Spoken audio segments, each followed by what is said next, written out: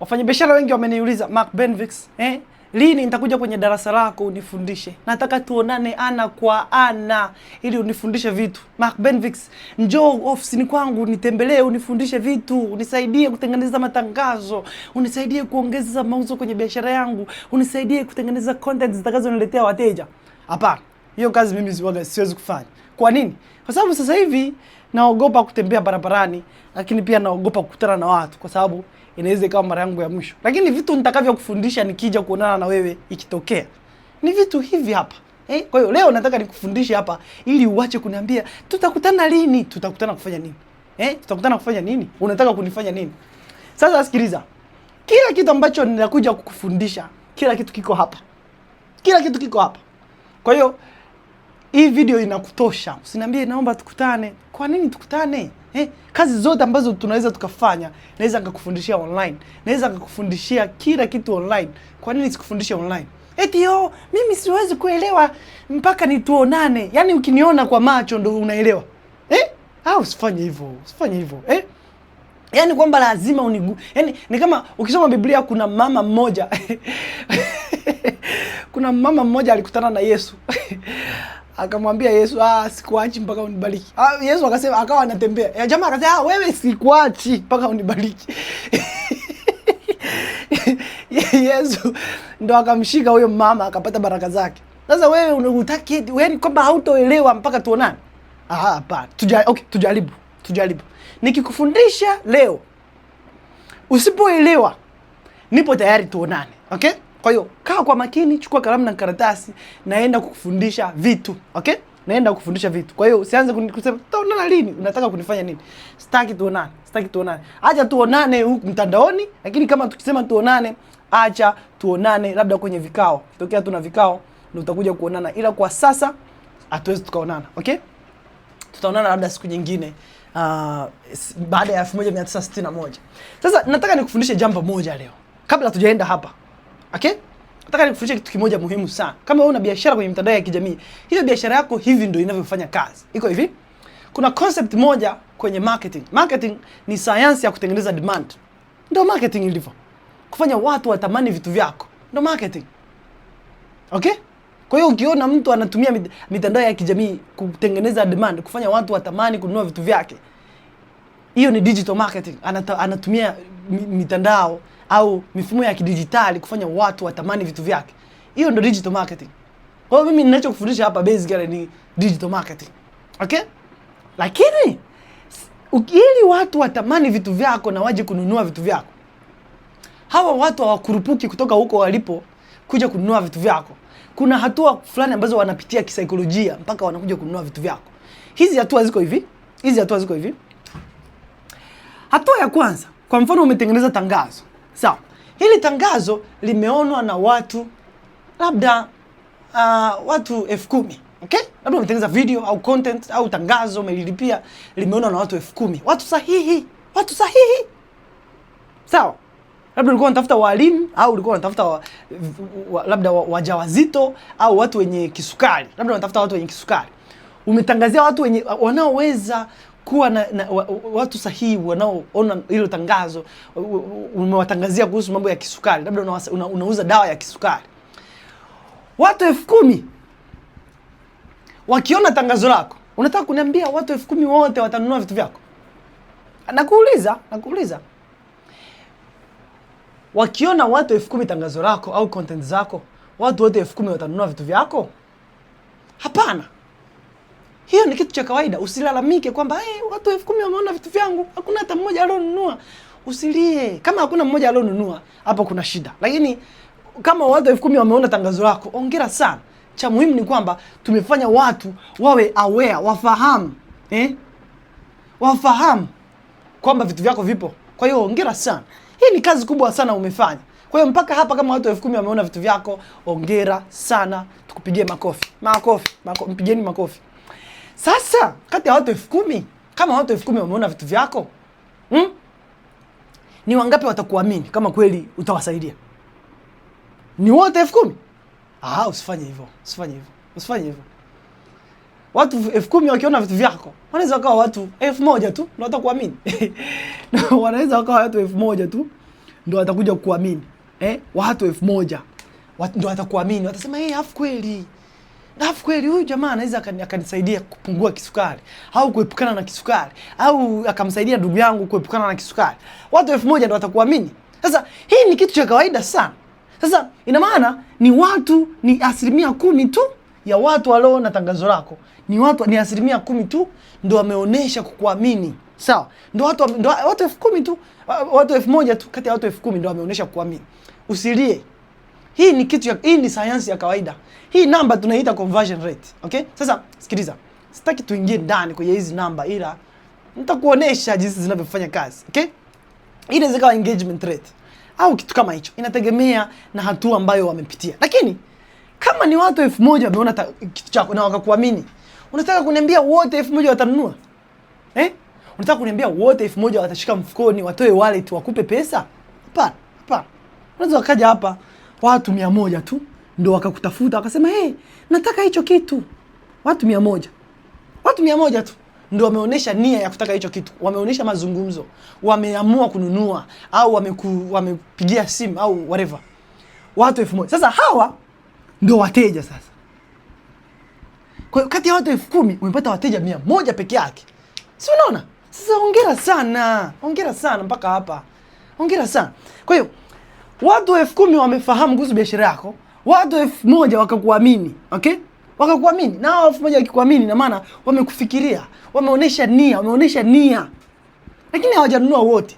Na kati ya watu 1000 walioonyesha nia ni watu 100 tu wameamua kuwa wateja. Hivi ndivyo biashara ilivyo. Usilie. Biashara iko hivi. Sio wote watakaoona vitu vyako watakuamini, na sio wote watakao kuamini watanunua. Sasa biashara unahisi imeishia hapa? Na kuuliza wewe, unahisi biashara inakuwa imeishia hapa? Unahisi kwamba inabidi uishie hapa? Wateja wakishaona tangazo lako, watu 1000 waka-engage, labda waka-like content yako, wakakuuliza maswali, waka-comment, waka-share, waka-save. Hawa ndio watakao like, waka-comment, waka-share, waka-save, wakaonesha nia, wakaonesha interest. Na hao 100 ndio watavuka ile bari na kuja kununua. Unataka kuniambia biashara yako inaishia hapa? Kama biashara yako inaishia hapa, wewe utateseka mpaka ufe. Yaani utachoma pesa kwenye matangazo ya kulipia mpaka ufe. Hakuna siku ambayo itafika utastaafu. Sasa wafanyabiashara wenye akili waga wanafanya nini? Kwa kawaida, kuna kundi jingine la watu hapa. Labda watu 10. Kati ya watu 100 watakuja kuwa wateja wa kudumu. Okay? Hawa ndio watu watakao kuja, tunawaita loyal customers. Hawa watakuja kuwa wateja wa kudumu. Yaani hawa kati ya watu 100 hawa utakuta watu angalau watu 10 wanakuja kuwa wateja wa kudumu. Hawa wako tayari kununua vitu vyako kila siku. Kila siku watataka kununua vitu vyako. Hawa. Sasa lengo lako ni nini kwenye biashara? Kwa kuwa hawa wananunua kila siku, lengo lako ni kuongeza hawa watu wawe wengi, ili angalau wawe watu labda 100 au 1000 au 5,000. Imagine una watu 5,000 ambao ni wateja wa kudumu. Wao kila mwezi wananunua vitu vyako. Kila mwezi wanakulipa hiyo 50,000 kila mwezi, watu 5,000 kununua vitu vyako. Ina maana itafika siku ambayo hautumii tena matangazo ya kulipia kutafuta watu 100 wakati kuna watu 5,000 wanaonunua vitu vyako. Sasa hapa ndipo biashara ilipo hapa. Hii ndio biashara ya mtandaoni. Wafanyabiashara wengi biashara zao zimeishia hapa, kutengeneza matangazo ya kulipia, wakapata likes, wakapata nini, wakaishia hapo. Hawajui hata kubadilisha hizo likes kuwa mauzo. Hawajui. Sasa tukusaidieje? Tukusaidieje? Kwa hiyo hapa ndipo mauzo yalipo. Tena ili nikuoneshe. Kuna wafanyabiashara wengine ambao wana akili, biashara zao haziishii hapa. Wakishapata hao watu wateja labda 100 wa kudumu, hawaishi hapa, wanabadilisha hao watu. Kati ya hao watu 100 wanapata, unakuta wateja 10 wanaishia kuwa mawakala wao. Yaani wanaenda kuwatangazia kwa watu wengine kwamba wanaanza kutangaza huko kwa watu kwamba wameuona mkono wa Bwana kwenye biashara yako. Watu kati ya watu 10 unapata mteja mmoja anakuwa wakala wako. Kwa hiyo kazi yako ni tena ni kuwaongeza hawa mawakala, kwa sababu huyu wakala akikutangazia kwa watu na yeye analeta watu wengine labda 100 na yeye. Ndio? Na yeye anaanza kukuletea wateja. Hivi ndivyo biashara ilivyo, biashara zote duniani zilivyo. Sasa wewe unawezaje kutengeneza huu mfumo wa biashara yako ambao wateja wengi wanaona biashara yako au bidhaa yako, na kati ya wengi wanaona biashara yako wanakuamini, wanaonyesha nia ya kununua vitu vyako, na kati ya wengi wanaonyesha nia, basi wengi wananunua, na wengi watakao kununua wengi wanakuja kuwa wateja wa kudumu, na wengi wanaokuja kuwa wateja wa kudumu wengi wanakuwa mawakala wako, wanakutangazia kwa watu wengine, na hao wateja wa kudumu wananunua vitu vyako tena na tena na tena na tena. Huu mfumo huu unahitaji ujenge kwenye biashara yako. Hata kama unauza pipi, hata kama unauza juisi, hata kama unafundisha watu kwenye mitandao ya kijamii, labda wewe ni mwalimu kama mimi unafundisha watu kutengeneza biashara kwenye mitandao ya kijamii, huu mfumo ndio utakao kujengea biashara. Okay? Haya. Asante sana. Sasa kwa kuwa nimeshakuelezea hili jambo, hii kitu kwenye marketing, hii concept tunaita marketing funnel. Marketing funnel ni kama chujio. Unakuwa unawafanya biashara wote, unawaleta mpaka wote wanakuja kuwa wateja. Kwa hiyo wengi wataona biashara yako, wengi na sio wote watakao na biashara yako watakuja kukuamini. Na sio wote watakao kuamini watanunua. Na sio wote watakao nunua watakuja kuwa wateja wa kudumu. Na sio wote watakao kuja wateja wa kudumu watakuja kuwa mawakala wako, watakutangaza kwa watu wewe na biashara yako. Lakini lengo lako ni kuongeza idadi ya watu wanaoona biashara yako, wanaokuamini. Idadi ya wanaokuamini wananunua. Idadi ya wanaonunua, kuongeza hizi idadi ndio kazi yako. Na hapa kuna mbinu tofauti za kuongeza hawa watu, lakini hilo sio somo la leo. Cha muhimu ni kwamba elewa kwamba unahitaji kuelewa huu mfumo ili uweze kujua unawabadilishaje watu kutoka kwenye kukufahamu kuja kuwa wateja wa kudumu, na wakija kuwa wateja wa kudumu wanakuamini kiasi kwamba wananunua tena na tena na tena. Sasa huo mfumo uko wapi?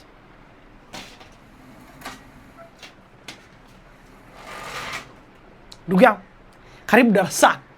Mimi naitwa Elius Kabangire, lakini tutakutana siku nyingine huenda. Leo nataka nikufundishe jinsi ya kutengeneza huu mfumo, kubadilisha biashara yako iwe huu mfumo ambao kazi yake ni kuvutia watu sahihi. Okay?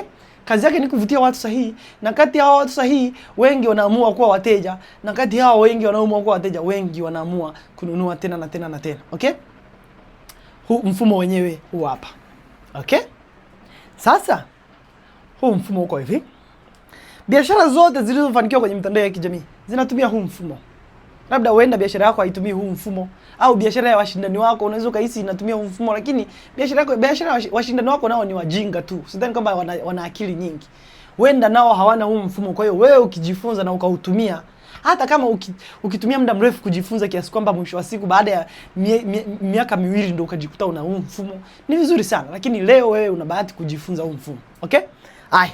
Sasa mfumo wako una maeneo makubwa matatu. Yaani biashara yako nzima inakuwa na maeneo makubwa matatu. Okay? Eneo la kwanza ni hii engine. Hii engine ya biashara yako inavutia watu sahihi. Okay? Kazi yako ni kutengeneza content ambazo, kazi ya hii engine ni kutengeneza content zinazovutia watu sahihi peke yake. Bas. Yaani hii engine ndio kazi yake. Kazi yake sio mauzo. Kazi ya hii engine sio mauzo. Kwa sababu hawa watu sio wote watanunua. Okay? Kwa hiyo lengo letu ni kuhakikisha tunampeleka mteja hatua kwa hatua. Hii sehemu ya kwanza ni kuhakikisha wateja wengi wanaoona vitu vyako ni watu sahihi. Okay? Kwa hiyo hii ndio kazi ya engine. Tunaita attraction engine. Hii engine kazi yake, mle ndani kunakuwa na content tofauti ambazo unazitengeneza kuvutia watu sahihi basi. Kuvutia watu sahihi basi. Kwa hiyo unavutia watu sahihi hapa. Sasa ukivutia watu sahihi, wafanyabiashara wengi wanapokosea ni kwamba wanataka watumie hii engine kufanya mauzo. Mauzo kazi yake ni hii engine ya pili. Hii engine ikifanya vizuri sana, hii engine inakuwa inafanya vizuri sana pia, kwa sababu hizi engine zinategemeana. Okay? Hii engine ya kwanza ni kuvutia watu sahihi kwenye biashara yako kwa kupitia content, kwa kupitia vitu ambavyo unafanya online. Then hii engine ya pili ndio kazi yake ya pili ya mauzo inafuata. Okay? Hapa ndipo pesa ilipo hapa. Hapa ndipo watu sahihi wanapokuja kubadilika kuwa wateja. Okay? Hapa ndipo followers. Hapa ndipo tunakuja followers wanakuja kuwa wateja. Na tunabadilishaje followers kuwa wateja? Tunatumia mazungumzo. Sasa hii engine kazi yake ni mazungumzo. Hapa ndipo mazungumzo yalipo. Lengo la hii engine ni kutengeneza mahusiano na wateja wako na kuwashawishi waweze kununua vitu vyako na kuwa convert waweze kununua vitu vyako. Okay? Hapa ni muhimu sana uelewe. Kwa nini? Kwa sababu kazi ya hii engine ni kubadilisha hao watu walioingia kwenye engine ya kwanza kuwa wateja. Kazi ya hii engine sio kubadilisha watu kuwa wateja. Kazi ya hii engine ni kuleta watu sahihi kwenye biashara yako. Bas, imemaliza. Hawa watu sahihi wakija kwenye biashara yako, hii engine ya pili ndio inawabadilisha kuwa wateja. Bas, imemaliza. Ikiwabadilisha kuwa wateja, imefanya vizuri sana. Kwa hiyo kazi yako ni kupima, je, hii engine inafanya vizuri kazi? Kuna vipimo ambavyo inabidi ujue jinsi ya kupima kujua kama hii engine inafanya vizuri kazi. Na kuna vipimo vya kupima kujua kama hii engine inafanya vizuri kazi. Lakini hii sio mada ya leo. Mada ya leo ni uelewe hizi engine utofauti wake. Kazi ya engine ni kuleta watu sahihi kwenye biashara yako. Kazi ya engine ni kusababisha hao watu sahihi waliokuja kuwabadilisha kuwa wateja. Sasa of course, sio wote kama kawaida. Sio wote watu sahihi wote watakaoona bidhaa zako au huduma zako watakuamini, na sio wote watakao kuamini watakuwa wateja. Kwa hiyo kila sehemu kwenye hizi engine kuna maeneo ambayo inabidi tuboreshe na vitu vya kufanya ili kuongeza na mambo kama hayo, lakini cha muhimu ni kwamba hizi engine ndio zinavyofanya kazi. Kazi yake ni kwamba hii ya kwanza inavutia watu sahihi, hii ya pili inaleta mauzo. Sasa wafanyabiashara wengi waga wanaishia hapa. Wengi wanaishia hapa kwa sababu wameshapata mauzo, wanaishia hapa. Wanaishia hapo kisa wamepata mauzo, wanasema sisi tushapata, ndio kazi yao inakuwa matangazo ya kulipia, matangazo ya kulipia, matangazo ya kulipia. Kila siku matangazo ya kulipia, matangazo ya kulipia. Of course, kati ya watu wachache watakao na matangazo ya kulipia, kuna ambao watanunua. Lakini usipokuwa na hizi engine utajikuta hakuna siku ambayo matangazo ya kulipia unaweza kuyazima. Wateja wangu wengi ambao wanatumia huu mfumo hata hawatumii matangazo ya kulipia kwa sababu content zenyewe zinawaletea wateja. Kwa sababu hii engine inafanya kazi muhimu ya kuleta watu sahihi. Hii engine inafanya kazi muhimu ya kubadilisha watu sahihi kuja kuwa wateja na kutengeneza pesa. Hapa ndipo malipo yalipo. Sasa ukishapata mauzo, kazi yako ni nini ili uweze kukuza biashara yako? Kazi yako ni kufanya hii kazi ya kubadilisha hawa watu hawa. Sawa. Hawa wateja kuwabadilisha kuja kuwa wateja wa kudumu, kuwa loyal customers. Na hawa watu ili waweze kuwa loyal, lazima wajisikie kama cha kwanza wanakupenda sana. Cha pili, wako tayari kununua vitu vyako kwa uendelevu. Okay? Na hapa ndipo engine ya tatu inapoingia. Engine ya tatu kazi yake ni nini? Tunaita the community engine. Kazi ya hii community engine ni kuwabadilisha hawa watu kuwa wateja wa kudumu ili waweze kununua tena na tena na tena na tena. Kwa hiyo kitu unachowauzia hapa au kitu unachowaletea hawa watu ni tofauti na kitu unachokitangaza hapa. Kinaweza ikawa kile lakini kinabadilika kidogo kwa sababu hawa watu ni special. Hawa watu ni watu ambao wameamua kushikana na wewe na kuwa wateja wako kwa uendelevu. Na hapa ndipo biashara ilipo. Kwa nini? Kwa sababu hawa watu wakiongezeka, ina maana unaongeza thamani ya wateja wako ya muda mrefu. Kuna kitu tunakiita customer lifetime value. Customer lifetime value ni kipimo cha thamani ya wateja wako kwa kipindi chote cha biashara. Kwa mfano, kama wateja wako wananunua mara moja bidhaa ya milioni moja na hawaonekani tena maisha yako yote, ina maana thamani ya wateja wako ya mteja wako mmoja ni milioni moja. Lakini kama wananunua tena na tena na tena kila mwaka, wananunua angalau mara mbili, ina maana alafu wananunua kwa miaka 5, ina maana thamani ya wateja wako ni milioni moja mara mbili kwa mwaka mara 5 kwa hicho kipindi chote, ina maana unajikuta umetengeneza milioni 10 kwa kila mteja mmoja. Sio, unanielewa? Na hapa ndipo biashara yako ilipo. Hapa ndipo utakuja kujikuta unajenga biashara ambayo ni legacy business, biashara ambayo itadumu muda mrefu. Sasa huu ndio mfumo wa kujenga biashara online. Sio tu kuja hapa kutengeneza content, halafu ukapata views, halafu hamna engagement, hamna watu hawana emotional connection na wewe. Ndio haya mambo. Okay? Tengeneza biashara vizuri sana.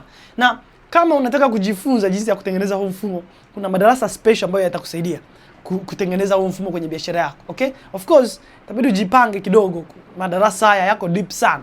Kama hapo unaona nimekuelezea ndani ya dakika 20 na kuelezea huu mfumo wote. Imagine tukiingia ndani nikakufundisha ni content gani inabidi utengeneze kwenye attraction engine ili kuvutia watu sahihi. Vitu gani vya kufanya ili uweze kubadilisha followers kwa wateja. Ni vitu gani ambavyo utafanya jinsi ya kutengeneza hii system ambayo ni community engine. Hivi vitu vyote inabidi uwe tayari kulipia kujifunza. Okay, kwa hiyo tuna madarasa special, ada zinaanzia 500 kuendelea mpaka utakapojiweza. Lakini this is quite simple na hii kitu ni muhimu sana uwe nacho kwenye biashara yako. Okay? Haya, sasa wewe unataka kuniambia kwamba unataka kukutana na mimi tena ili kwamba bila kukutana auelewi? Kwamba hapa hujaelewa chochote? Usifanye hivyo. Usifanye hivyo. Nitumie message DM kama hujaelewa. Uingie darasani. Madarasa yangu yote ni online. Hauhitaji kwenda popote pale. Hauhitaji kukutana na mimi. Madarasa yote ni online 100%. na hapa ndipo mauzo yalipo. Biashara yangu yote iko hivi, wateja wangu biashara zao zote ziko hivi, na wewe biashara yako unaweza kaitengeneza hivi. Okay? Haya, tanitumia message DM sasa hivi kwanza.